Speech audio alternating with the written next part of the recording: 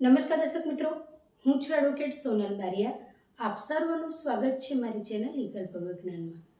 દર્શક મિત્રો, એક બહેનનો પ્રશ્ન છે કે મારા સસરાના પિતાજીએ સન 1993-94ની અંદર એક મકાન લીધેલું અને એ મકાન તેમને પોતાની જે કહી શકાય કે સ્વપાર્જિત મિલકત છે અને પોતાના જે પણ આવક હતી તેમાંથી ખરીદેલું છે. તો મારા સસરાના પિતાજીએ જે તે સમયે એ ઘર ખરીદ્યું ત્યાર પછી એમને એ જે ઘર છે એ મારા સસરાના નામે કરેલું. તો હવે એ જે ઘર છે એની અંદર એમનું જે સ્વપાર્જિત કહેવાય, એટલા માટે એમને આખું ઘર એ મારા જે સસરા છે તેમના નામે કરેલું છે. પરંતુ મારા સસરાના જે મોટા ભાઈ છે તેમને મારી દાદી સાસુ પાસેથી જે પૈસા છે એ લઈને એમને બીજા શહેરની અંદર એમનું પોતાનું ઘર લીધું.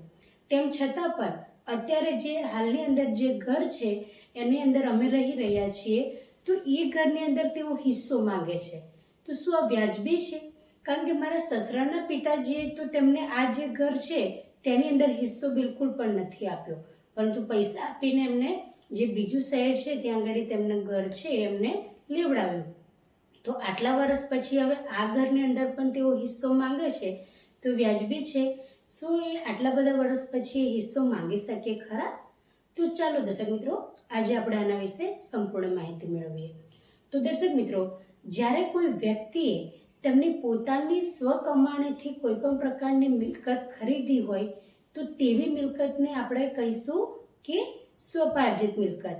તેની અંદર પછી ખેતીની જમીન હોય, ઘર હોય, દુકાન હોય, ફ્લેટ હોય, કંઈ પણ વસ્તુ હોય, જે પોતે વ્યક્તિ કમાઈને જે વસ્તુ ખરીદી હોય એવી જે વસ્તુ છે તેની ઉપર એ જે વ્યક્તિ છે તેનો પોતાનો જ અધિકાર રહે છે. હવે એવી જે પણ પ્રકારની મિલકત છે એ મિલકતની અંદર ભલે તેમને 2 સંતાનો હોય, 2 દીકરા હોય, પરંતુ જો સ્વેચ્છાએ એમને એક જ દીકરાને આખું ઘર જો એમને લખી આપેલું હોય, જો એમને વસિયતનામું બનાવ્યું હોય અથવા તો હયાતીની અંદર જ જે 2 દીકરા છે તેમાંથી એક જ દીકરાને જો તેમને એમની ખુશી રાજી ખુશીથી જો એમને આપેલું હોય, તો આવા સંજોગો દરમિયાન જે બીજો દીકરો છે તેઓ એની પર હક કરી શકે નહીં. પરંતુ અહીંયા આગળ જે પ્રશ્ન છે તેની અંદર મુખ્ય બાબત એ પણ છે કે જે ઘર છે એ એમના જે સસરાના પિતાએ તેમના સસરાના નામે કર્યું છે અને જે સસરાના મોટા ભાઈ છે તેમને એ પૈસા આપીને એમને બીજા શહેરની અંદર ઘર લેવડાયું કે પછી એમને જાતે લીધું, પરંતુ તેમનો હિસ્સો જે છે એટલા પૂરતું તેમને પણ પૈસા એમના જે સસરાના પિતા છે તેમને આપી દીધેલ છે.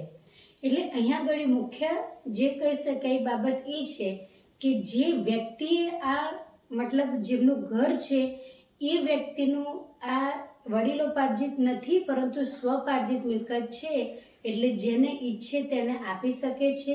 અને આવી જે પણ મિલકત છે એ મિલકતની અંદર જો એમને વિલ ન બનાવી હોય, વસિયતનામું ન બનાવ્યું હોય અને હયાતીની અંદર કોઈને પણ આપી દીધેલી હોય, તો બાકીના જે પણ કૌટુંબિક સભ્યો છે તે લોકો તે જે પ્રોપર્ટી છે કે તે જે મિલકત છે તેની અંદર હક કે દાવો કરી શકે નહીં.